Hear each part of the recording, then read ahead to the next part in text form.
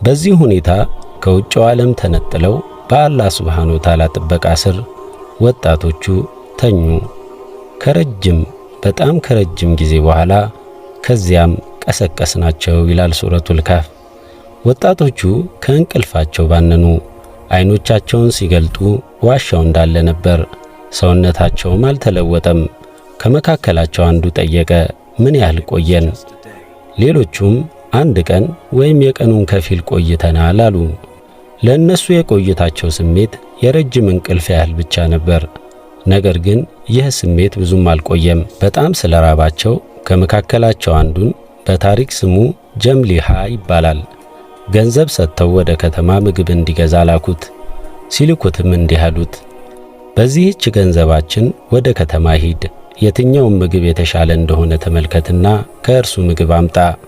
ነገር ግን በጣም ተጠንቀቅ፣ ማንም ሰው ስለ እኛ እንዲያውቅ አታድርግ ማለታቸውን ሱረቱል ካህፍ ላይ ተጠቅሶ እናገኘዋለን። አሁንም የንጉሥ ዳኪዮስ ወታደሮች የሚፈልጓቸው ይመስላቸው ነበር። ወጣቱ ጀምሊሃ ከዋሻው ወጥቶ ወደ ከተማው ሲጓዝ ያልተለመደ ነገር ተሰማው። ዛፎቹ ከፍ ብለዋል፣ መንገዶቹ ተለውጠዋል። ወደ ከተማው በር ሲደርስ ግን ሙሉ በሙሉ ደነገጠ። የከተማው በር ተለውጧል። የሮማውያን ምልክቶች ጠፍተዋል። በበሩ ላይ በአንድ አምላክ የሚያምኑ ሰዎች የሚጠቀሙበት ምልክት ተሰቅሏል። ግራ በመጋባት ወደ ከተማው ገባ። የሰዎቹ አለባበስ ተለውጧል።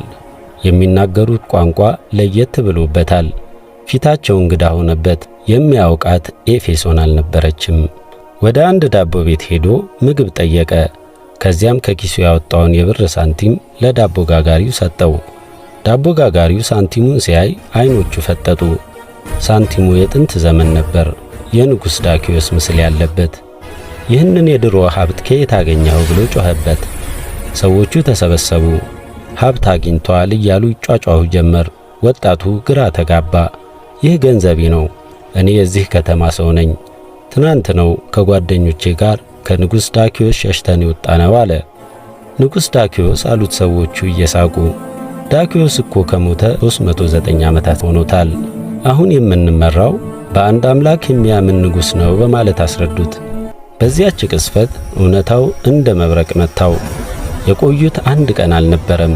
የቆዩት ሳምንት አልነበረም። የቆዩት 309 ዓመታት ነበር። ይህ ዜና ከተማዋን አናወጠ። የወጣቱ ታሪክ ለከተማው አስተዳዳሪና ለንጉሡ ደረሰ። በዚያ ዘመን የነበረው ህብረተሰብ በአንድ ትልቅ ክርክር ውስጥ ነበር። አንዳንዶች ከሞት በኋላ መቀስቀስ የለም፣ ነፍስ ብቻ ናት የምትኖረው ይሉ ነበር። ሌሎች ደግሞ መቀስቀስ አለ ብለው ይከራከሩ ነበር።